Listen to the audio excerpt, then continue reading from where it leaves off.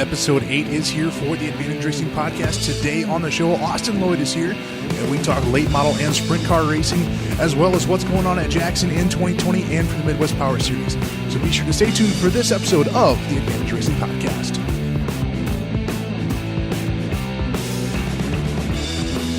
Welcome back to another episode of the Advantage Racing Podcast. Episode 8 is here. You got me, Scotty. I'm here every week. We got Ryan here, too. Hi. And we've got a great guest today, a good friend of the show, and just Advantage Racing TV in general. Austin Lloyd is here, voice of the Jackson Motoplex in Jackson, Minnesota, and the Midwest Power Series. Thanks for coming back on the show, man. Really appreciate it. Yeah, for sure. Should be a good time. Yeah, we're here Absolutely. to talk racing. Are we going to be able to cut this to an hour? Good question. Because we both know Austin and I like to talk. Will this be our first two-parter? It very well might be. It very well might be. So how's the off-season been treating you, man? Oh, man. It's like fun and interesting just because, you get the rumor mill and the silly season and now with the new one, Guy Forbrook's got his own team again and Gio Scelzi's driving it and they're going to run Jackson Nationals. And so that part of it's fun. I just recently started doing the advertising stuff, and that's right. Always interesting and fun. But at the same time, it's cold outside, and I don't like the cold outside. Yeah. I'm not built for the cold outside. I'm built for press boxes and microphones, and we don't have any of that right now. So May 15, let's make it happen. Well, we got microphones at the moment, but I wouldn't necessarily call our living room a press box per se. Yeah, we're slightly lacking the press or fancy box category. Yeah, well, this is a square room, and we've got a lot of trophies on the wall behind me, but Okay, fair enough. Kinda-ish. So, but no, Austin, also the host of the Top Shelf Racing Podcast, that is heard during the season. So during the season, we listen to him, and vice versa. He listened to us in the off season. So. Oh, but what's going on with the podcast this year? What's going on with Jackson? What's going on with the Midwest Power Series? Where do you start? Oh man, there's so much. The summer months, I don't know. Like I feel bad for my wife because if I'm at home, I'm downstairs doing interviews or recording a podcast. And when I'm not home, it's because I'm at the races. But there's the podcast will be fun this year. We're going to start April 7, I think, is the first Tuesday in April. We're going to start the first Tuesday in April and go 26 times, and the last one will be basically right before USRA Nationals. Right. So April through September, 26 episodes. Every single episode this year, I'll have something to give away. So I'll do a contest during the show, whether it's Facebook, Twitter, whatever else. Right. Some of them will be for my T-shirts. Some of them will be for T-shirts from race tracks. Some of them will be from T-shirts for race car drivers. Like I've got 6 League Roast T-shirts that I'll be giving out this year. Nice. Jody Rosenboom signed on to give me some things. And obviously I made T-shirts too. You can check that out on Facebook. Buy one of my T-shirts. But yeah, no, every advertiser that I had last year has signed on to return this year. So I mean, everybody's pretty happy with the product so far. I'm excited to get started. I'm also going to do once a month. So far, everything on my podcast has been basically current events. We're either reviewing or previewing a race that happened or a race that's coming up. For the most part, I did like a Marlon Jones interview in there too. But the Marlon Jones interview that I did 2 years ago kind of is what got me up on this. Once a month, I'm going to break from that mold, and one of my guests will be like a racing legend. So we just got the National Sprint Car Hall of Fame stuff announced. I'm going to try to get 1 or 2 of those people during the season. Somebody from the Houston Hall of Fame, somebody like that, so, like Hall of Famers. So just to kind of tell old stories because sometimes those are the most fun stories. Right, for sure. So you're not just focusing locally though. You're kind of branching out with those legends then. With the legends, yeah. With the racing stuff that I'm doing, it'll still be basically if you draw a line from Minneapolis south in Minnesota, from 35 to 80 northwest and northwest in Iowa, northeast Nebraska, southeast or eastern half of South Dakota. So yeah, for the racing stuff that I covered, it'll still be in that area. Right now on Facebook, actually, I'm in the process of like releasing 1 by 1 3 times a week every track schedule, so you'll know the tracks that I cover. But in terms of those legends interviews, I don't know. Maybe it'll probably be primarily people from around here, but I wouldn't mind getting like a Tim Schafer or somebody like that. Right. Be good to get some of the big names around if you can land them. I think you were discussing some things about the Chili Bowl before we got recording. I don't know if you want to share some of that. None of that's official yet. So last year to start the year, I had Jody Rosenboom tell Chili Bowl stories because he had Connor Daly, an IndyCar driver and a sports car driver. Really, he picked up a sports car win a couple years ago, which is incredible to even think about the stuff that they're doing. But he had Connor Daly race for him last year at Chili Bowl. This year, he's got Santino Ferrucci, who was also an IndyCar racer, did fairly well this last season when the times that he was in the ride in his rookie year. He was actually on Gene Haas's development crew for Formula One, for like a Formula One ride. Really? He was racing. He was the backup driver for a Formula One car. Wow. And he's racing for Jody Rosenboom at the Chili Bowl right now. He didn't do well in his heat. I don't know what happened, but outside of that, I don't know what's going to happen. But, right. But yeah, so I'm hopeful to talk to either Jody again or maybe one of his drivers. I know Bickett's down there. He's got a driver from California. He's got like 6 cars down there this year. But stuff like that. I'll try to do things like that as they relate to what we're doing here. Well, you've definitely been putting on a good show, getting a lot of interviews. You've gotten a bunch of names from around our area, all the way up into North Dakota with Lee Gross. Yeah, Lee Gross. And I had Dobmeyer on early in the year, too. Yeah, Dobmeyer, too. I, for some reason, both of them are named Lee. Yeah. No, there's a Lee Goose Jr. from Hartford and a Lee Gross from Harwood, North Dakota. Yep. And I got in trouble on Twitter because Lee Gross was like, hey, I'm not a junior. I was like, dude, I cannot differentiate like this. 4 or 17. Their last names both start with G, too. So. Yeah. Yep. Yeah. It's easy to confuse. Yeah, for sure. Do you have that though? Like sometimes with calling sprint cars, do you get the cars or the drivers' names mixed up when they're going around the track? Sometimes, or it has happened to me before. You step on your words a little bit. One of the things that I am most proud of in my announcing is that I'm kind of known for. I actually kind of when I go up into northern Minnesota, they just naturally are a more laid back pace. Right. So when I go up there, I talk really fast compared to those guys. And even compared to a lot of announcers around here, I talk really fast. It's not something that I can control or try to do. I just comes naturally. Yeah.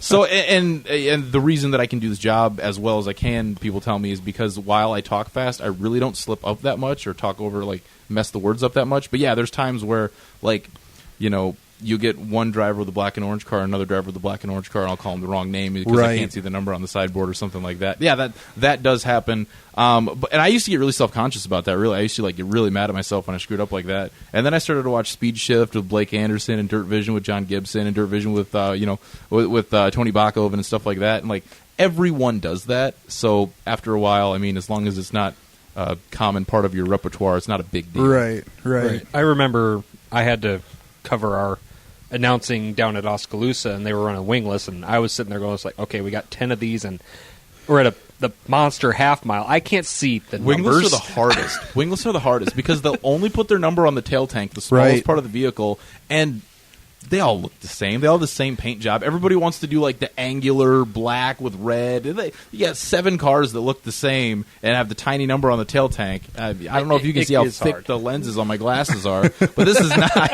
This is not my forte. Wingless are the hardest to announce, I think. That's when you hope that they're running transponders. You can just hit the live timing and then know who's in the lead and who's following behind. Yeah, Josh Holt has helped me a lot there with my race pass live timing and scoring for sure. Yeah, when I announced over at Park Jeff for their season championship, which you actually referred me to Rod for that night, I never thought about it during the heat races, and I forget what feature rolled out, and then I just happened to look down at my phone, and I was like, you dummy, you've got live timing, and they run transponders here.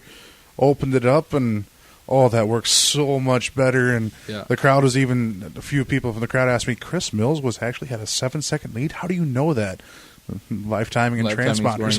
And so when I was at Park Jeff, because my first year announcing, I started at Park Jeff, and they did not have live timing at that point. So you get 20 B mods rolling out of Ford trying to figure out who's who. It can be a little aggravating. It can be a little confusing out there with all those cars. We're the same way with Raceway Park right across the street. They don't have transponders or anything yet. So the first few weeks, you're trying to learn these drivers' names, and they have my race pass for lineups, but you're looking at the track, and then you're looking down at your phone, looking at the track, looking down at your phone, and Yeah. Okay. Yeah. Yeah. Yep. That's him. That's him. That guy. Yeah. So I mean, when you get to do this a lot, the having the right technology, it makes your job easier. One laptop up for live timing purely, another laptop up screen up for driver. All my driver information's in a giant Excel sheet, which I counted now. I have 800 pieces of driver information in my Excel sheet, which is just ridiculous. That's through every class that I've ever announced, though. So that's like 410s, 360s, 305s, non-wings, limited late models, super late models, all 5 IMCA classes, late model street stocks. So, I mean, like 800 is spread out a lot. But, I have an Excel sheet with all of that. And then I have a third, laptop or iPad up for watching Dirt Vision while I'm at Jackson, too. So I can watch the Outlaws. I've got some work to do. Yes, you do. Yes, you do. I mean, I wish I could just sit there and watch other races while I'm at races, although that would get a little distracting, I think. That's kind of hard for you because you're on the camera. I guess technically I am watching a race on a screen. Yeah. You're not wrong. I was announcing last year at the Ogilvy Raceway for the Davey Tabor Memorial with the Midwest Power Series, and I was watching the Norfolk MSTS Nebraska 360s at the same time, watching a sprint car race. I was at a sprint car race. So, yeah, I mean, because you guys were down there for Norfolk. Yep, we were down there for, I think, both the MSTS Nebraska shows. What night was it? Was it the night that Jack Dover won by that slide job? Yeah, it was the night that the track was really rough. That was the first night. It wrecked everybody. It was early in the year. Yeah. That was the first one. Yep. Yeah, because I was down there racing that night, and I can tell you, just on driving that track was rough. Yeah, that was the night my power steering went out in the truck. We finally made it home back to Sioux Falls at 6 o'clock in the morning. I found out a technology in my truck, Hydro Boost, where if you don't have power steering or the power steering pump turning, you don't have power brakes. Which then led into the pickup overheating, and that's a whole nother story. That was a story. But yes, the track was rough that day. And then it started raining. I think the right as the tow truck. Well, got what do there. you know? Beginning of 2019, something rained. I don't know. Yeah, right. Yeah, I felt so bad for I-90 for 2019. Hot Rod knows all about that. I guess now Lyle knows all about that now. Yeah. Yeah. No, Rod Pattison going over to Wagner now. How do you think they're going to fare over there at Wagner? Much better. I think that having Hot Rod there, because of his ability with social media and because of his ability with sponsors and promoting, it's going to bring a level of relevancy to Wagner.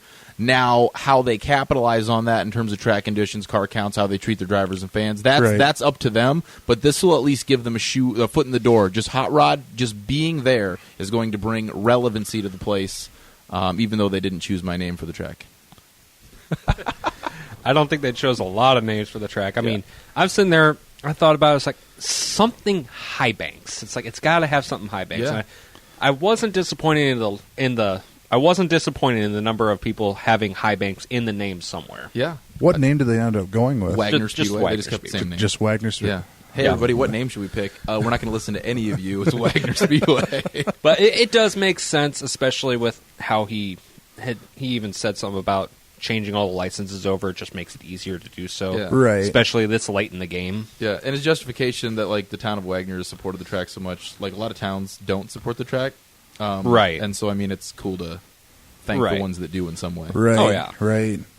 I mean, it's only fitting, Rock Rapids, Rapid Speedway. I mean, I think the name is fitting. So It is. Which, speaking of Rapid Speedway, you actually got a big race going on there this year. What's going on with that? Yeah, no, this will be the 6th running of my dad's memorial race. So for those who don't know the story, initially Adam Adamson hired me, a dumb teenage kid, 7 years ago now. He has A to Z Promotions. That's what he does, and he had hired me to help him promote 2 or 3 ASCS events in the area. One of them being a Black Hill Speedway in Rapid City. The Jackson Nationals was still ASCS at that point, and what he did was lease tracks from the regular promoter and put on one event. It was ASCS. Right. Soon after he hired me to do that, he bought Park Jefferson to reopen it. I don't think he had any semblance of an idea the amount of work that was going to take to open Park Jefferson. But we did it, and we did it with Josh Holt as the general manager. My dad doing a lot of the physical labor. Myself doing a lot of the organization of things in terms of who was going to build what, and and actually doing a lot of labor myself, right? And, just the day-to-day operation stuff and the promotions and marketing. So really, I mean, when it comes down to it, Josh Holt was the general manager, but my dad and I reopened Park Jefferson Speedway. So for the last 5 years, we've had the Mark Lloyd Memorial Race down at Park Jefferson. 2 years into it, the third one, we got the late model street stocks on board, which is really cool because my dad pitted for Mark DeBoer, who's kind of a late model street stock legend in the area. Yep. And so I mean, going back to stock cars and modifieds and whatever else too. But late model street stocks is really where they kind of hit their stride together. And then getting late model street stocks involved is really cool for that. We've raised a little bit more bonus money every year. Late model street stocks have been involved. Last year was $1,000 to win, $200 to start. So what we were able to do was take their normal purse and just take it times 2 at every position, and that's what we paid out. And then we had a couple bonuses, like heat race winners, $50, hard charger, $100. Actually, Tim Dan won the heat race, hard charger, and the feature last year. And if you haven't seen that highlight, check out Advantage Racing TV YouTube page because it was I was shocked, right? Race. But he won $1,150 in my dad's memorial race, which to my knowledge is as much or more than a late model street stock driver has won in a race in decades. Right. So but this year. There's so much employee turnover and race car driver turnover at Park Jefferson anymore that nobody knows who my dad is. Nobody really knows who I am anymore down there. Very few people do. There's a handful of drivers, but beyond that, it's not much. So we're moving it back to my home track. I've been going to Rapid Speedway since I was 6 weeks old. My mom wants me to mention that I was in a car. I wasn't outside in the grandstand at 6 weeks old. But we're going to be back at Rock Rapids, my home track. I shouldn't say back. We're coming there for the first time. So the 6th running of my dad's memorial race, I fully expect to get the same bonus money or more. So $1,000 to win, $200 to start, late model street stocks, Rapid Speedway, June 12th. And any money we get beyond that in terms of people who donate or want to raise money or whatever else, we're going to start giving bonuses to drivers in other classes. So maybe $100 to whatever class or whatever else. We're not keeping anything. Any money that I get will go to the drivers. Awesome. In some way. Awesome. Yeah, you mentioned the race last year. I unfortunately was not at Park Jeff to attend that race, but just watching it live on the stream, I mean, John Hoeing had that race won. We thought he had it coming off a 4. 55's got it. Where did that 40 car come from? Out of nowhere. I'm just wondering what happened. All of a sudden, you just got a run on him. So I'm not sure. The bottom was coming in, and I think John Hoeing, because he was the leader, was the last one to find out. Typical. So Briley Goff, got up next to his door at one point, and then he kind of fell back. And the fastest, there was so many storylines in that race. First off, fastest car in the race was McCaleb Volz, who was in his first ever time in a street stock in his life, was the fastest car on the track, and then dumped the radiator, and 4 laps later naturally blew his engine. Right. And then both Schurz brothers were coming forward. Troy being the first time in a street stock, both cut right rear tires at one point. Oh, that's right, they did. And then John Hoeing led most of the way, past Corey Yai to get to the lead. Yep. And then Tim Dan just come out of nowhere off of 4, found that little bit of moisture, and Hoeing got loose right at the same time, and that was all she wrote. Yeah. Drove it right by, and I think, won by a half a car? Yeah. It was something like that.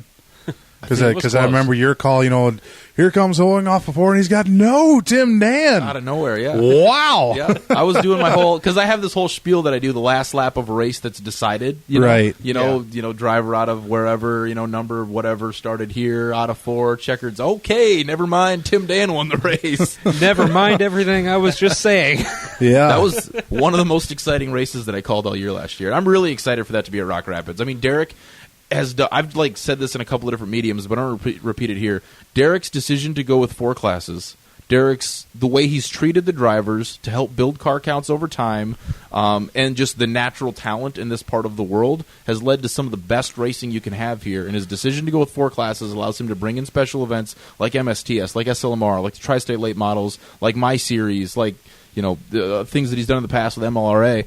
And not step on any of the local dudes to make it happen, and he's really done a great job. I mean, that fair race last year on that Tuesday night had to have been one of the most successful races that a promoter has ever put on in Rock Rapids. Right. It was a heck of a show to watch, and pretty much all the classes too.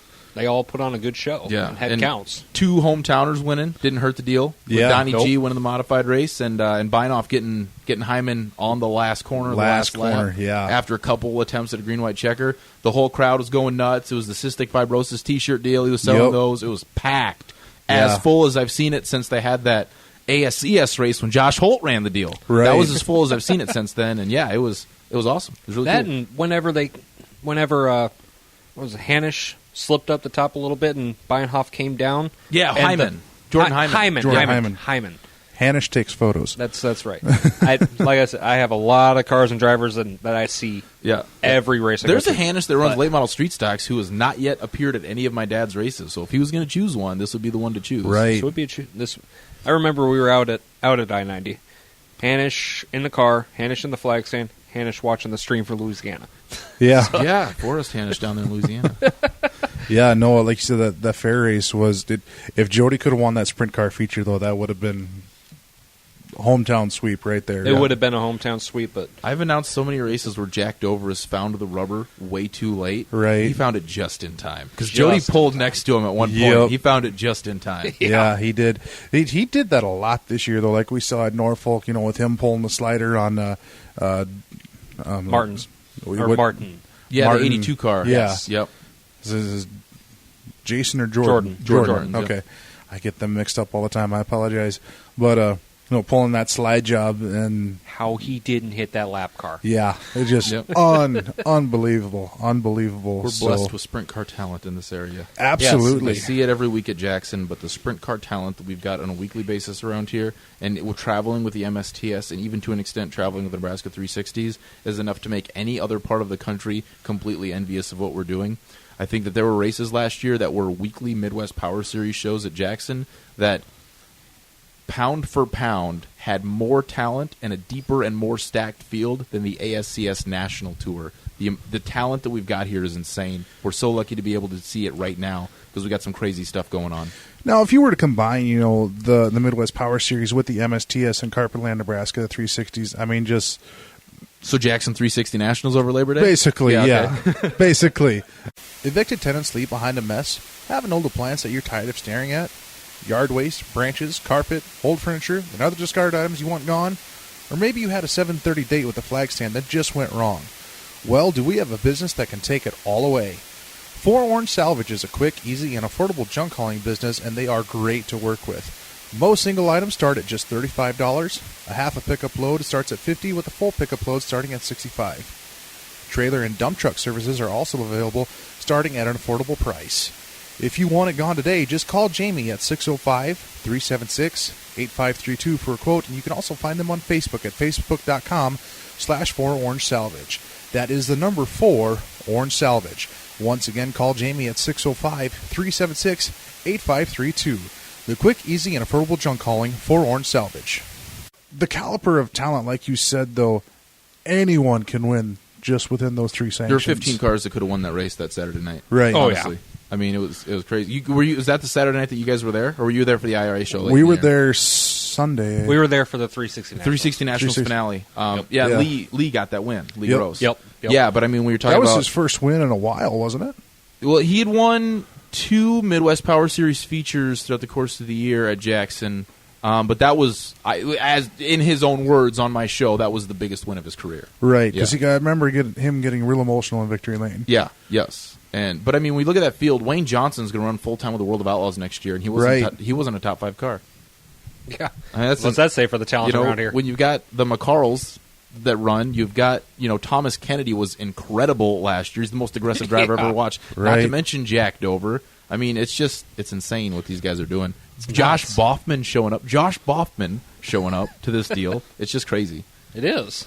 Yeah, it really is. I mean, I'm sure we'll probably be back, and if you win the 50-50 again, I swear to God. You won the that's- 50-50? That's right. Yeah, I did. He did. We almost left with an RV. Yeah. Yeah, there was an RV parked out in the lot, and he was joking as we're walking up to it. Well, if it's under $1,000, I could probably buy it. $700 price tag. We're sitting there just like, ooh. We sat there for about 20 minutes debating if we should buy that or not. I know more than one person last year who rented out a camping spot for the year, Yep. bought an RV in May, parked it at the Jackson Motorplex, sold it in September. I know more than one person that did that. I wonder if that was one of them. One of them was Alan Vandenbrink, who sponsors my show. Fair enough. Fair enough.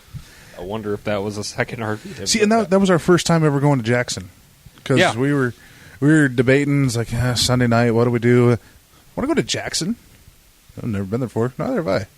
Sure, why not? And then we went. Screw it, let's go. Yeah, the place is staggering. Yes, it is actually a very nice. I've been to Knoxville. I've been to Eldora. I would put those two ahead of Jackson Motorplex in terms of facility, right? But not by a lot, not by much. Right. And Eldora is mostly the history and the mystique. It's not the facility. We have yet to beat a Knoxville or Eldora. But that place is staggering. I mean, I'm 3 stories in the air in the press box. I can see everything up there. Everything's brand new. Everything's top notch. There's no corners cut. You would be surprised. I travel a little bit with the Midwest Power Series. Some of these marquee facilities and you'd be surprised at how dumpy their press boxes are. Really? And that's not the case up. You were upstairs for a little while. Oh yeah, I came got up and said hi. I got jealous. I walked in. It's like, why can't we have this at Raceway? This is. I am incredibly fortunate to be able to do what I do with the people that I work for. It's a lot of fun. I will say we were down there. Even in the concession stands. So you're at the concession stands, you can still watch the races, right? Yeah, because they raised up the. There's actually some ideas being kicked around for that specific purpose when you talk about the beer garden and the bar that they've got over there, the Turn 1 bar. Yep. There's some conversations that have been had in terms of how can we get people to be able to stay here and watch the races. Right. So there might be some things changing. I don't want to commit to anything because plans change a lot, but that conversation's been had. How do we facilitate this? Raceway Park is kind of doing the same thing. They've got picnic tables set up, and then Steve Corrali put a TV there. So now we're in the process of running cables, figuring out how to run a cable from the camera to that TV, so people that are sitting at the picnic tables, eating or whatever, and don't go back to the grandstand right away, they can still see what's going on. Yeah. Oh yeah. I like what he's got going on down there. I think he's doing some good things. I'll be curious to see what happens in the next 2 to 3 years of him at the helm, because I think there's some cool things going on down there. Oh, absolutely. Oh yeah, absolutely. He's been doing a lot of work down there. A lot of work, new fencing. I mean, we discussed on the last episode a lot of stuff that he's been doing down there. I talked to him just a few days ago, and he said, we replaced all the lights. Turn number 2 used to be the darkest. It's now the brightest corner on the track. They've redone the entire catch fence, put it up higher now, and the flag stands has been redone since the accident. All steel, and it is Dellis-proof now. And Dellis-proof. He's got new picnic tables in there, and he's just really, and he's doing most of the work himself. Yeah. I mean, he's not hiring anyone to do this. I mean, he's got a couple guys helping him, but he's doing all the work himself and just bringing life back to the Raceway Park. And just the racing there alone last year was, next to amazing. So it's really be interesting to see what's going to happen in 2020 here. It will be. I mean, we've got our ideas for improving for the next year. And I'm waiting for one of those ideas to fruition before I run the cable for that TV. Right. Because I figured out how we're going to do it. I just have to figure out if I have one specific aspect of it so I know how much I need. Now, the one thing I want to ask you about, though, they're having 305s come in the Raceway Park this year. How do you think that's going to... I mean, they've got MedStar there every week, but how do you think that's going to turn out, though? I watched... The year before I started working at Park Jefferson, when the Minnesota Mafia still had a 360 sprint car series, I watched the Minnesota Mafia series race at Raceway Park, and I was uncomfortable in terms of safety. There was like a really low-hanging wire in one. I don't know if that's still there, but I mean, sprint cars don't flip the way that bodied cars do. Right. You know what I mean? Body cars usually don't get that high up in the air. Sprint cars can get that high up in the air pretty easily. Right. One thing goes wrong there, you're talking about cutting power to everything that's in the infield of the racetrack. Yep. That's uncomfortable. The walls are short in the corners, and there's a long ways down coming off the back side of them. That is. So, I mean, I don't mean to, like, rag on anything that they got going on down there. You got to play the hand that you're dealt, and the hand that he's dealt was Raceway Park. That's just the reality of it. But, I mean... It'll be a lot of fun and really cool until one thing goes wrong. And we'll all pray to God that it doesn't go wrong. But it makes me uncomfortable. Late models there, I'm completely behind. I think it's awesome. But like, there's a reason why Cedar Lake doesn't let people sit in the campground spots around the corners at Cedar Lake and 3 and 4. There's a reason why Ogilvy doesn't let people sit in the corners at 3 and 4 and 1 and 2 where they can put the campground stuff. Right. Because they're aware of what they've got. They're aware of their surroundings. Those short concrete barrier walls with sprint cars doing slide jobs at each other, I don't like that. We saw that last year, unfortunately, at Nobles County Speedway. Worthington, Rick Jansma. Up in Worthington. Yeah. We both saw it happen, climb that short barrier wall off the backstretch and land, and it's square on the halo. Yeah, square on the halo, which then went 6 inches into the dirt. Yeah. And it was just horrific. I mean, us two and a couple other guys, we were at the car. Granted, we weren't on the track, but we were at the wall within 10 seconds. I think the track, if it was set up for it, would have been fine, but like I said, I'm not trying to dog on anyone here, but the safety crew wasn't prepared. The track really wasn't prepared.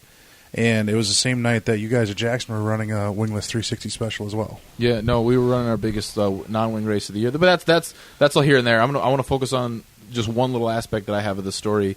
I was announcing there one year when Justin Holtzapfel still had it. Yep. And that was when the NSL 360s was a thing. Yep. And they were pushing hard to get a 360 show there. And Chuck Zurich was this, big into that at the time. Right. And golly, as professionally as we do everything at Jackson, we miss Chuck Zurich. There's no replacing a guy like that. Right. But he went to Nobles County Speedway and he did a safety assessment of the place and said, I don't like sprint cars here. There's just too much stuff that's wrong.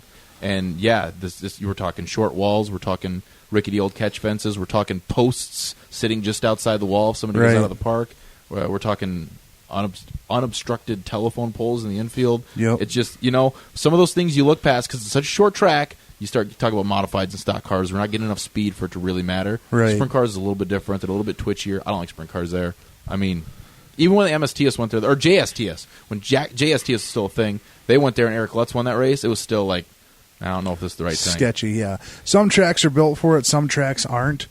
But some tracks could be built for it, but they just need to do some stuff first. Right. And I mean, and I really don't want to make this appear as though I'm talking negatively about anybody because it's really, really difficult in this business to obtain the capital through the business to be able to make these changes. So if you're not coming into this with $1 million, it's hard to do this. It's really, really hard. And there are so many people that are involved, like Steve at Raceway Park.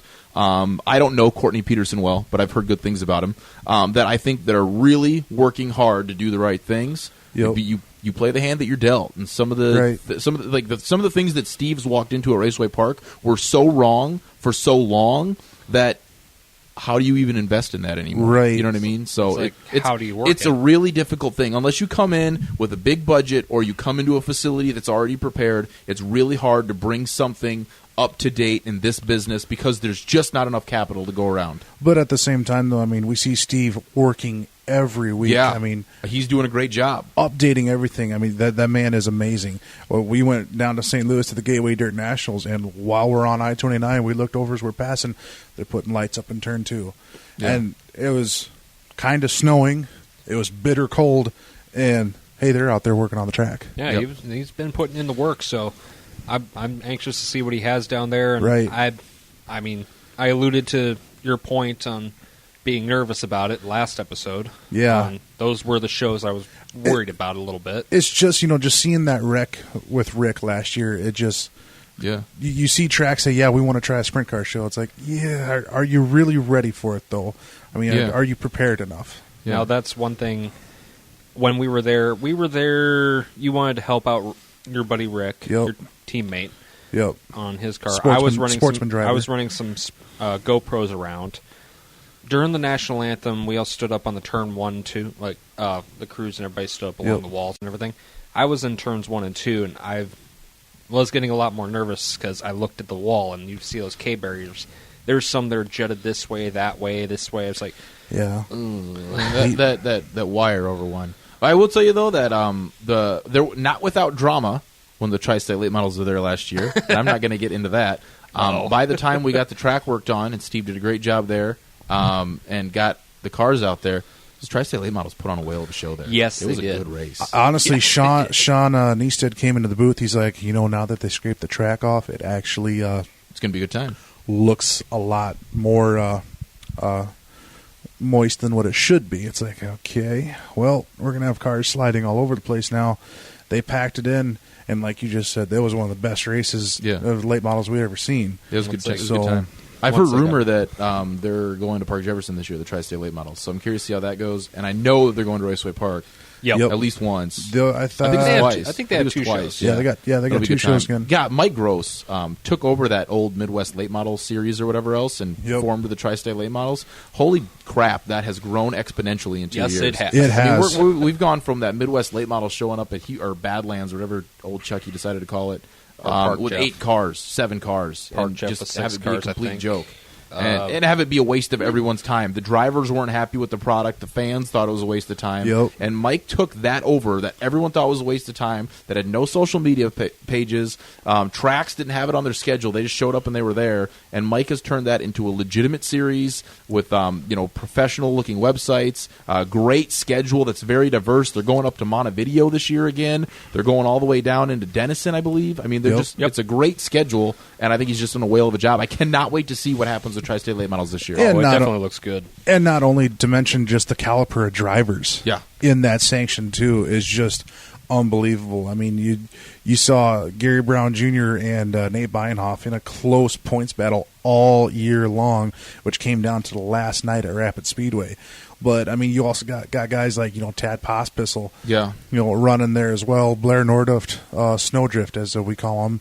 As we found out his nickname. Right. Some of our other broadcast friends. And then other guys, even guys that are running the SLMR coming in, too. You got Andrew Kaziski, Bill Layton Jr., Vogt, and all them bouncing back and forth between SLMR and the Tri-State Late Models. Yeah, and then when they go up north, or when even like we had at Jackson, guys like Chad Becker and Jeff Provenzino were coming down and racing with them. And we had Don Shaw 2 years ago at Jackson with them. So, I mean, they're getting some legit dudes. Ken Armit and, stuff like that. Oh, yeah.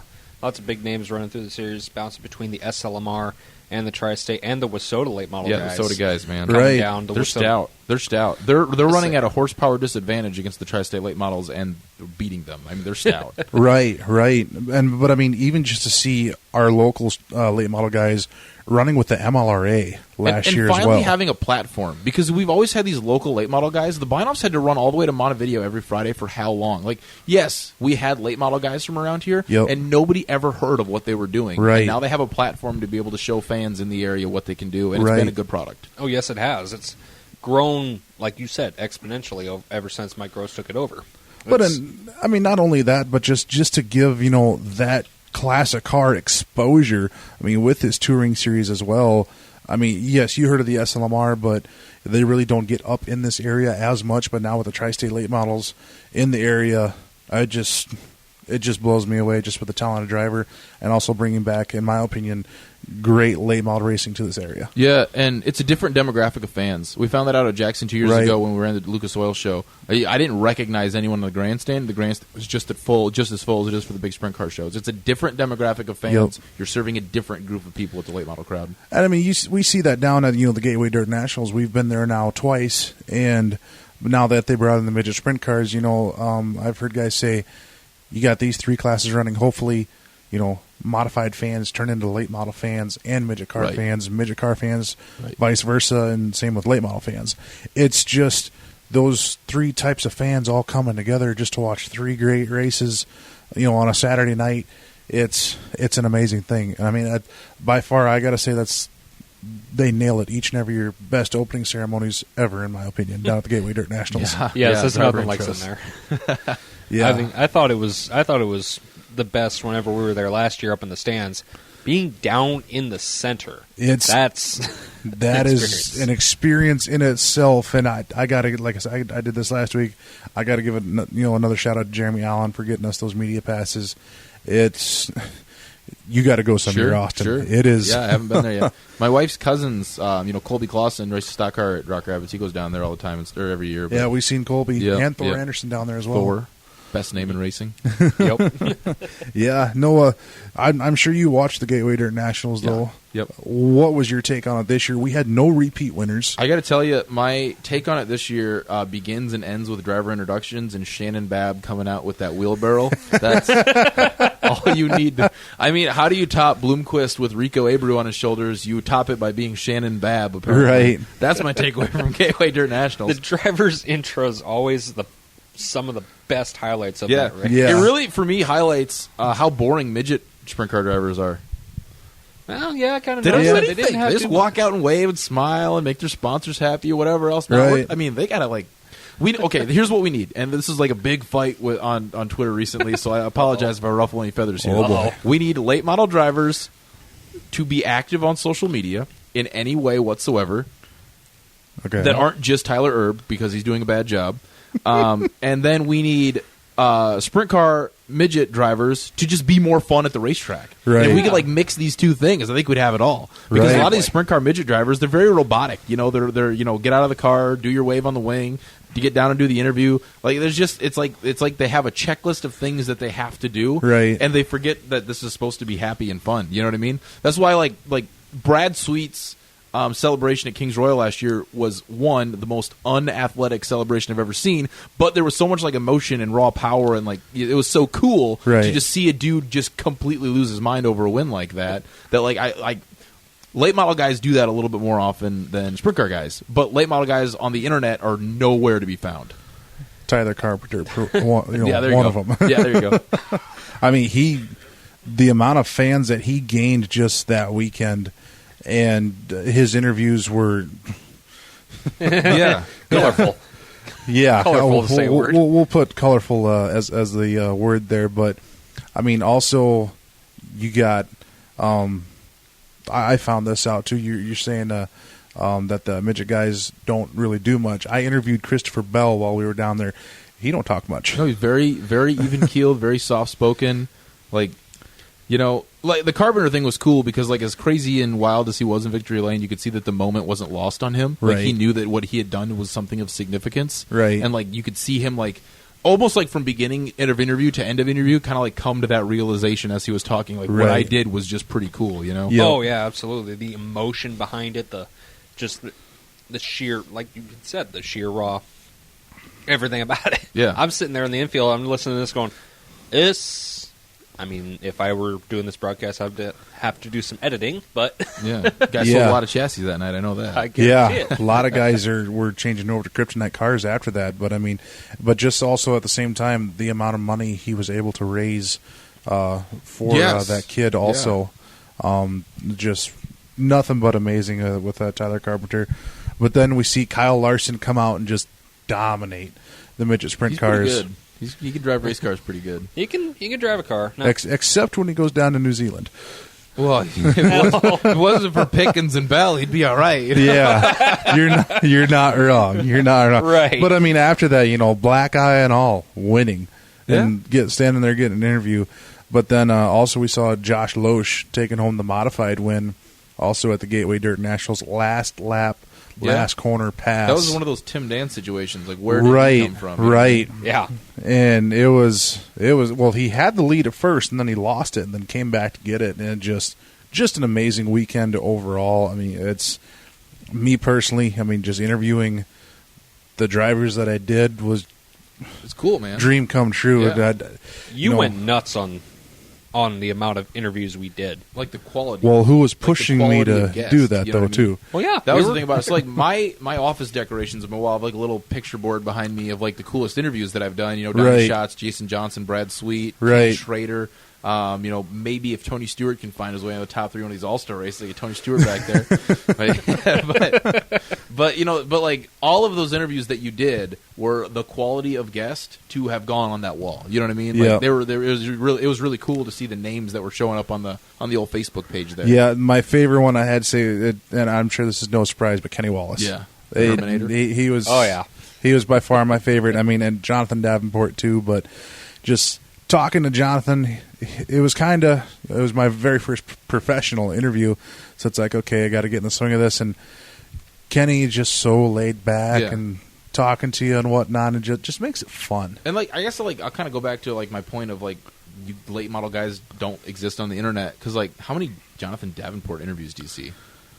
Not Yeah. only in Victory Lane. Yeah, but I mean, like Victory Lane. outside of Victory Lane, like in terms of like trying to market his own race team, how many Right. Jonathan? How many Bobby Pierce interviews do you see? Right. I mean, Yeah. It's like you said, you don't see them a whole lot, and then Yeah. you got these, but they're out there and being. I mean, maybe characters this on the is a track. completely selfish take because I want to interview these dudes on my podcast.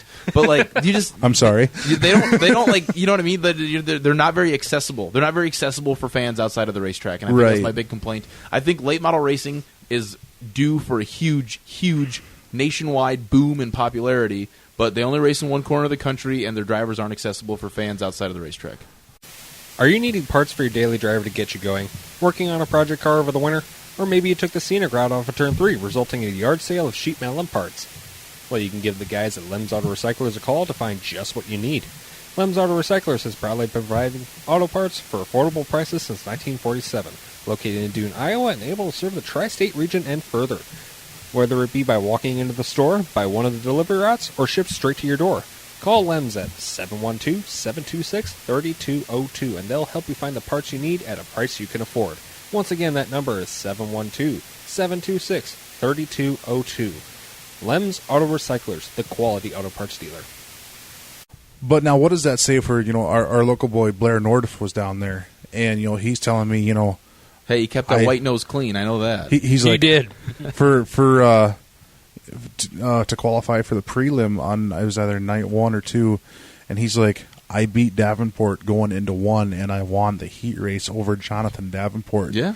Wow. Yeah. And then misses the prelim, fell back too far, wins his last chance qualifier race. He won the B over like Moyer. Didn't he beat Moyer to win the Yeah. B? Yep, he did. Yep. Yeah, over Billy Moyer, and then starting 12th and getting 6th, running with, Jonathan Davenport, Brandon Shepard, who started 18th, by the way, and got 2nd. OB Shep, he's pretty good too. And I guarantee if you gave that one more lap, he would have probably would have had He that. knew that all year. He had an incredible year with the Outlaws. Right. I think that the only thing stopping Bloomquist from breaking his wins record is his teammate Smokey Madden, but that's another conversation. Right. Which I was surprised that Madden wasn't there, actually. Just Bloomquist. Yeah, I don't know. I don't know. I don't want to speculate there. I don't know what's going on. Yeah. Everyone's got something going on. Mm-hmm. There was some. I can't remember what other names I thought would have been there. That weren't Grabowski there. wasn't there, and he was invited. Yep. I mean, there's a bunch of guys that weren't there that were invited, or other names you would have thought that would have been there. Right. But everyone's got stuff going on. It was It's the middle later. of winter, It was too, later yeah. in the year. It was closer to Christmas this time around. So Right. maybe holiday stuff was going on. Right. Now, you mentioned the World Outlaws. I want to get your opinion on this. I mean, World Outlaws, you got Chris Madden, you got Scott Bloomquist now running the full schedule with the World of Outlaws, and we've seen Chris Madden get a win already, Brandon Shepard get a win already, and then Cade Dillard, former Ricky Weiss. Ricky Weiss, too. Yeah, the Canadian. And Oh, yeah. a former USMTS driver, Cade Dillard, Yeah. getting a win, too. How hard is it, do you think, Brandon Shepard's going to have it to defend his title this year? Bloomer's going to kill him. Like I said, Chris Madden will also be there. Bloomer's going to kill him. Uh-oh. You're gonna go to Boone May 1st. You're gonna watch Bloomer walk away with $30,000. Well, here's the thing. I don't know if this is Probably. true or not. I just saw on Facebook earlier Bloomquist's supposed to have hip surgery. Yeah, it doesn't matter. I'm sure he'll recover at some point and get Yeah. back behind the wheel. Right. We If- saw it happen if after Scott- a motorcycle accident. When Scott Bloomquist got out of the car in Victory Lane at Jackson 2 years ago, he said that the first time he goes to a racetrack, he wins 75% of the time. Really? I don't know if that's true or not, but Bloomquist said it, so I'll consider it true. There you go. He said it.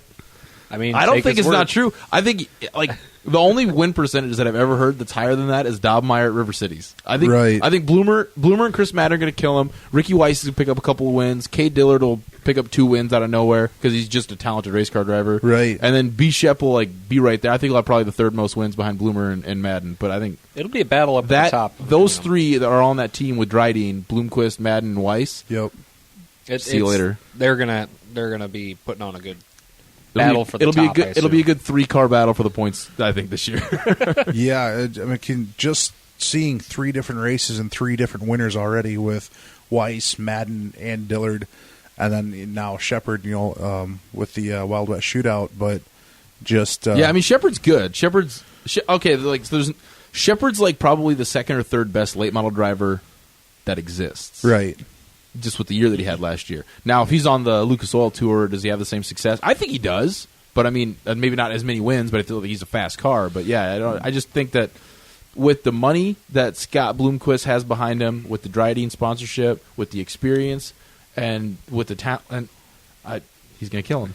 He's got a lot of stuff going for him, that's for sure, especially Getting that like Dryden, you were saying, it's like his record standing before he even gets all the Dryden sponsorship and all that, and he's just been successful. And I mean, like he's the talent on the Outlaw Tour just isn't as deep as the talent on the Lucas Oil Tour. So like him starting 8th, like he can still win that race. Where on the Lucas Oil Tour, if he starts 8th, he's got to work. He's got to work. You know. So then switching over to the Lucas Oil late models, I mean, who do you got winning that again? Man. You got Jonathan Davenport will be Davenport. tough. He will be. Curious to see how Pierce does. Yeah.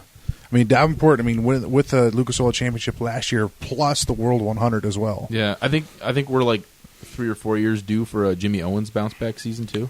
Right. So I think he's got a shot. I don't know, man. That one's a lot harder because like you never know what you're going to get from Hudson O'Neal. Like he legitimately might just like be a breakout star this year. Right. And he might finish 7th in the points and he might win the points. I have no idea what to expect from Hudson O'Neal. Right. With his dad going back to that MB Customs car, what's that? Is he going to run the full tour? I don't know. I haven't heard anything there. So it's a lot harder to predict there with the Lucas Oil Tour. I know one thing. They got a 2-day show at Jackson this year, July 10 and 11. I'm excited to find out what happens. We'll see. What's the dates on those? July 10 and 11. Ooh. That I Saturday is know my what you're birthday, thinking. so- I know what you're Ooh. thinking over there. But we may already have shows booked those days. Yeah. Yeah, we do. Yeah. Being as the guy who books those shows, yes, we do. Oh, you help in booking the shows, but I mean Rocky's running, so yes, we have a show. Yes, On we the 10th. have shows booked. July 11th. Yeah, I mean, there's nothing there, man. July 11th, yeah. Well, we I could mean, I take could- I could look at the calendar. we could take a break. Saturday. The big show, Saturday, the big show. Well, because we saw off-road schedule come out, and Yeah. they've got SLMR there. They've got camper races this year, and then they've got MSTS and Carpetland, Nebraska's, but then they also got the Midwest stock cars there too. But a lot of these are like back to back to back to back. It's like, man, our off-road speedway just might be our third home track Yeah. for 2020, because we were there 8 times last year, and it's looking like, man, we might be there a full season. Yeah, because, I mean, like two. So they got 2 of those MSTS Nebraska 360 doubleheaders.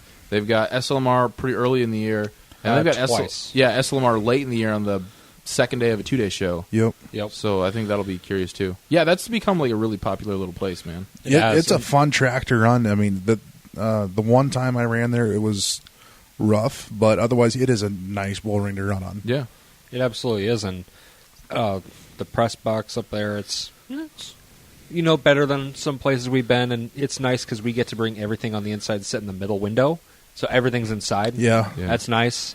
Then Just the staff over there, Jerry Pospisil with promotion over there, our good friend Jimmy Scott on the mic. It's the concessions, it's everything the about it is concessions, especially. Best pulled pork sandwich in Nebraska. I know we were there Well, 8 times. US last 30 year. might give them a run for their money, but I think it's all similar style food down there. right, so- right, barbecue. Yeah, you're losing your mic there. Yeah, But we went there 8 times this past year, and which is a sad statistic when you think that Hartford only ran 6 events. yeah, man. right. So- I hope they have some stuff. They got a cool schedule. They got Whether- 6 MSTS shows. 2 of them will be Midwest Power Series, which is cool for me on a personal level because I get to announce a race with one of my announcing idols in Sean Neisted. Yeah. So that'll be neat. But and just get back to a place that I've been going for a long time too, since I was a little kid. So and keep the weather away. yeah, Yeah. but they got Tri-State late models 2 or 3 times. 2 or 3 times. Yeah. Yeah. Six. 6 A few times. MSTS races, twice with twice with the Midwest Power Series. They got like a couple of those late model street stock specials. They got like a Legends race again. They got a pit stop race, and then they're Yep. going to And a have a wing night where race. like they said winged. I don't know if that's like full blown Cheaters Day or just wings, but we'll see what happens. Yeah. They'll probably just throw wings on top. I think someone is actually running a Cheaters Day this year. Not sure. I think I'd have Hamilton? to look this. I don't know. Maybe I don't think Somebody Yeah. mentioned a Cheaters Day. I think it is Hamilton. Is I it? think Staley mentioned a Cheaters Day. Yeah. I know his someone long rambling big. Facebook posts. I get lost halfway through those, man. I know Right. someone big mentioned a Cheaters Day, and I'm not sure where it's going to happen. Right. Speaking of Todd Staley, as of this recording, it's actually his birthday on this Wednesday night. So happy birthday, Todd Well, Staley. by the time this comes out, happy belated birthday. Yeah, there we go. Yeah. So, that's another thing I want to. We've touched on it with Jamie Songer, but I'd like to get your opinion. USRA Hobby Stocks running racing tires this year now have the option to. I don't know. How do you think that's going to affect hobby stock racing for the USRA sanction? I don't know. I have no idea. I mean, You're talking to a sprint car guy here. I know, I'm not just a sprint car guy. I mean, my dad's raced a stock car race, but I have no idea. So my wife is a Clausen, and we have a bunch of family that runs that hobby stock division. I got a couple of friends that run the hobby stock division, and like I've heard like a mixed bag of reviews here so far. Right. So have we. I think We've like heard that. I don't know. So some people are like, yeah, it won't really affect much of anything. I think like maybe you'll see like one guy who's not normally fast just figure the tire out before everybody else and be fast for 2 or 3 weeks, and then I think everything will fall back into. And then fingers crossed for Scotty over here, and then everything will fall back into the normal order. I mean, like changing a tire is not going to make Dustin Gilbronson slow. No, No, absolutely not. It'll just the thing that's really going to suck about it, and I know that this was the intention behind it, so I hate to even say this, but the thing that's going to suck about it is that those IMCA dudes who are looking for somewhere to run can't check out Hartford now. Those IMCA dudes looking for somewhere to run can't check out Rock Rapids now, unless they buy wheels and tires. And but they can still run. Yeah, but like, how competitive is that going to be? Yeah, a street tire against a racing tire. Yeah. You know. So I mean, like I don't know. I don't like the change because you're alienating race car drivers, and I get that. Like, yeah, it's us versus them, IMCA versus USRA, but like people in Northwest Iowa do not give a shit about that conversation. Right. They just want to race the race cars. Right. So now, I will say that does kind of open it up to the Wissota street stock guys. I don't know. Like that brings it a little bit closer together. Something that was a point of contention for Hot Rod Wagner. Like he just announced that they were going to run USRA hobby stocks, and the Wissota guys were all mad about B-mods. USRA B-mods. Hobby stocks are not. Yeah, hobby stocks are not sanctioned, but either way, I just like remember seeing a bunch of but they're no running Wissota USRA street stock rules essentially. Yeah, but no Wissota street stocks because he said it's too close to a stock car. They are closer to a stock car than they are a hobby stock, and that's because of their motor package. Yeah. So, and they all run racing tires too. Right. I think besides the Hornets, Wissota got a lot of classes.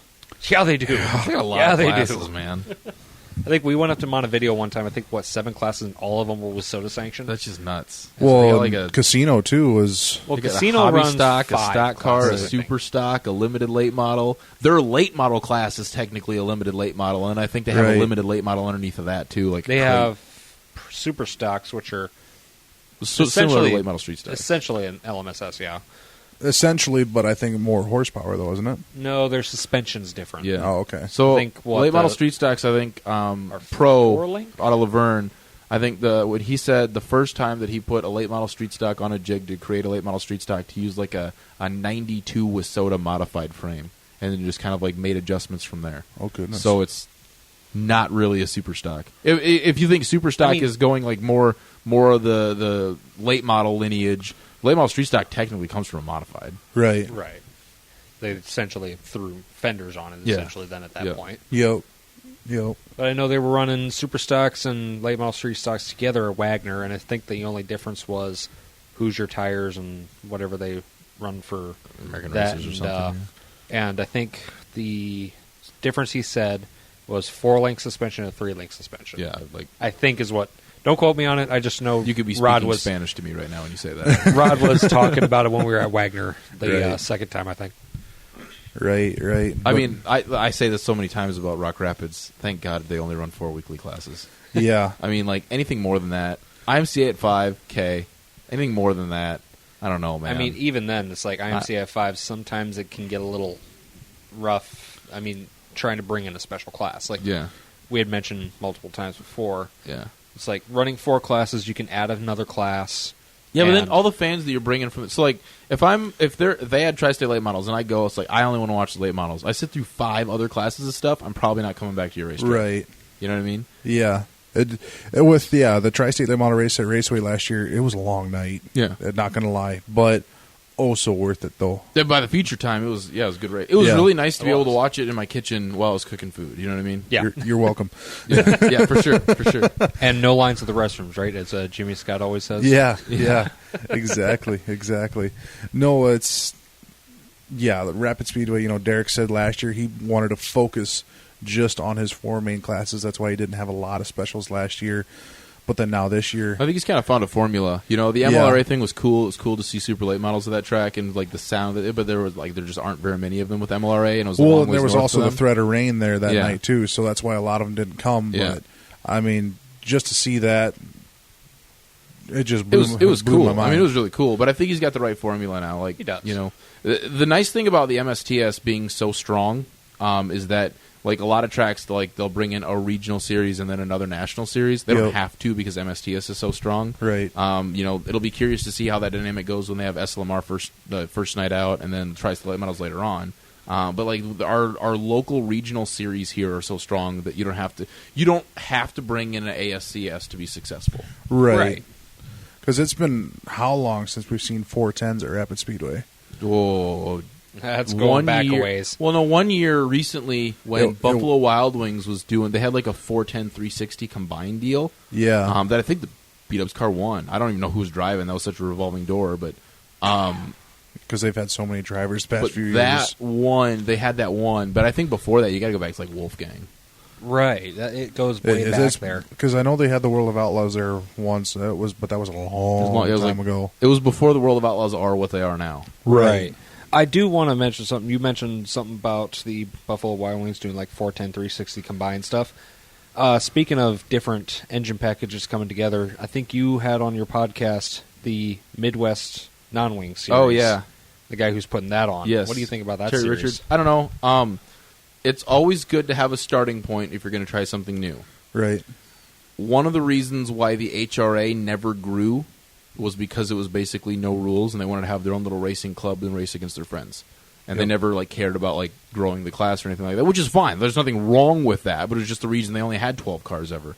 My fear is that this starting point of just having non-wing sprint cars is going to turn into only having 8 non-wing sprint cars forever. You know what I mean? Because like as much as he likes to huff and puff about how a 305 car can compete with a 410 car on the right track, nobody wants to watch you race on a dry track, okay? I mean, I'm not a sprint car guy knowledgeable at all. Yeah, I just know he's got a bunch of different rules out there to try and make him more Yeah. competitive. The smaller tires. The on goal, I think, the best thing that could happen is that they start with this wide open package. They get people to start building cars, and then they turn into something like what the UMSS is doing up north, where now that we've all got cars, let's figure out what engine rules we're going to run to make it competitive, and let's grow this thing. So. What they're doing now is fine. What they're doing 5 years from now, that will really decide if this is going to be a successful thing or not. Sort of like gather the interest in there. You've got to have cars before you can have rules. You know what I mean? You can't just tell people you can't run with us even when we have 6 cars. That doesn't make sense. Yeah, because I mean, you want the car count there too. But they're at Raceway one time, aren't they? No, not Raceway. No. Midwest non-wing sprint. Wagner one time, I know for sure. Yes, they are Wagner. Yeah. I just put their schedule into our master calendar. I have like a calendar, all the tracks running. For sure. And including traveling series, and It's they have getting 4 pretty events full. confirmed. 4 events have been confirmed, 2 at Junction Motor Speedway, and then a back-to-back doubleheader, Wagner, then off-road. Off-road. That was the one I saw. Yeah. Which that should be a fun show to see. Yeah, It'll depend on cars, but theoretically, yes, that could be that could be a fun one. Now, what do you think about like the talent in the 305 class with some of them guys maybe possibly moving up into the 360 class? Well, to me, that goes back to micros. And that's what we're really missing in the area. Because when you talk about those guys that are starting to move up, okay, now we're talking about Colin Smith, Caleb Johnson, Elliot Omdahl. You talk about some of those guys. Shane Fick, I think he's kind of hanging it up a little bit, but Shane Fick was part of that conversation. Right. Those dudes who are 305s now jumping up into 360s are the same dudes who we were talking about 4 or 5 years ago jumping from micros to 305s. Right. So you see like the natural progression there. Colin Smith has already done some pretty cool stuff with his. He's had a 410 car. He's raced the Outlaws a couple of times. I've heard rumor of Caleb Johnson, driving down to Knoxville here and there, but he ran Ogilvy in a 360 car last year and got like 3rd, I think. He ran Rapid Speedway for the fair race. Yes, he did. He was in the fair. He did pretty well that night too. Yeah, 2nd or 3rd, I think. So, and Elliot's been in a 360 a little bit here, but I think he's going to do more of that as he gets, because these are still young dudes, Right. So yeah, I think that like. Yes, it's really cool to see a lot of these 305 guys who have been successful in 305s start to jump up to the 360 and even the 410 car. Where do we get the next class of those guys? Where do we get the next group of those guys? I mean, you got to have micro sprint cars, I think. Right. Yeah, and the sad thing about that is just the track. There isn't a home track for them at this point. Yeah, they need a Laverne. That's something I have been thinking about a lot of. But with their fair board there, it would be complicated to run any more than 2 or 3 times a year. and I'm not going to build a car to run twice. Right. The nice thing about it is you can travel with those things. It would be great to see a track pick them up for a home track, but it's hard to figure it out. I mean, that could be a niche for Worthington that I see. You see they them used travel. To be a home track for them. Yeah, you see them travel, but they got to travel so far away though too, with those micros. Well, the nice thing about micros is you don't need a big operation to haul your stuff. That's don't need one a big nice thing about it. Don't need a big operation, but still, it cost does of suck. fuel and mileage and everything. Yeah, is, you could still put $10,000 into those pretty easy. Oh yeah, you Right. could. But yeah, I can see Worthington possibly picking them up, and then Laverne. If there's, I could see Laverne having a great opportunity to pick up. The thing about it now is, though, is with those guys, it's been so long since that Maniacota series was around that you're Right. pretty much starting over. Right. You're pretty much starting from scratch. Now you got to build something, and now you've got to be committed to something for 4 or 5 years to be able to see the fruition.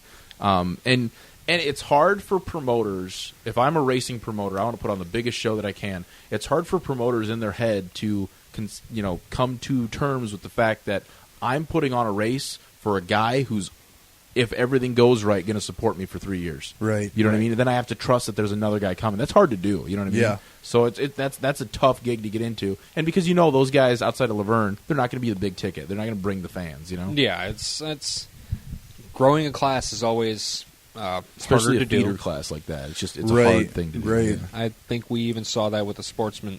I know you used to race there, and I know you talk big about it. They're good at Rocky. The Sportsman class, I don't see them in Worthington. Just Like with the sportsman class like that, with sport compacts, with sportsmen, at a certain point, as a fan of the industry on a larger level than just I want to see an exciting race, as somebody who understands that it takes time to develop drivers and stuff like that, I don't care if they put on a good race or not. I don't care. Yeah. I want that. Yes, it would be fun if the races were good and interesting and entertaining, but I want the dudes who race in that class.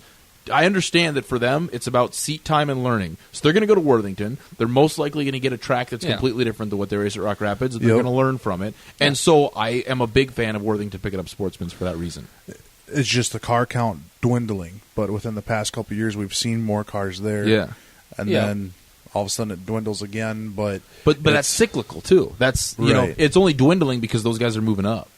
That, and as well as you did move up, and that's another thing. Like the promotions have obviously changed hands at Worthington. Yeah, I think the past promotion were overstretching their hands, trying to put too many classes on the track, trying to get cars. they were trying to back gate. Yeah. They're trying to pay the bills with the back gate. Yeah. So, I mean, there's Which I don't know how else you do do it at Worthington, though. I don't know.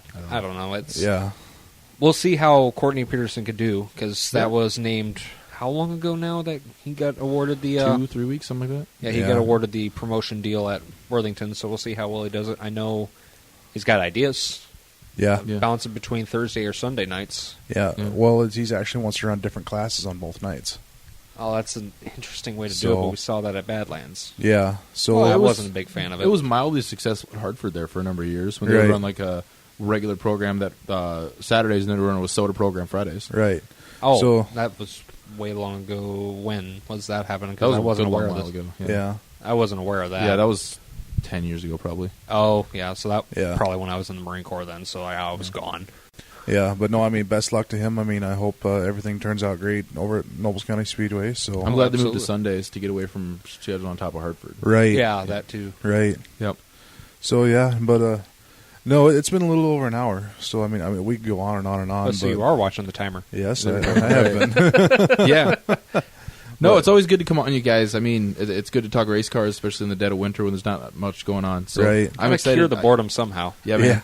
No, May 15, night number 1 at Jackson. IRAs, my first of currently 29, potentially 31 nights of announcing this year. So May 15, 410 sprint cars. I cannot wait. This whole winter thing has got to get done quick. Absolutely. I mean, just my car is still a cage with wheels at the moment. So we're coming down to crunch time to putting hobby stock back together, getting it wrapped, and getting the motor refreshed, and then come May 1st, hitting the track over at Rapid Speedway there. So for sure. I mean, you're saying May 15. We're sitting here saying April 19th.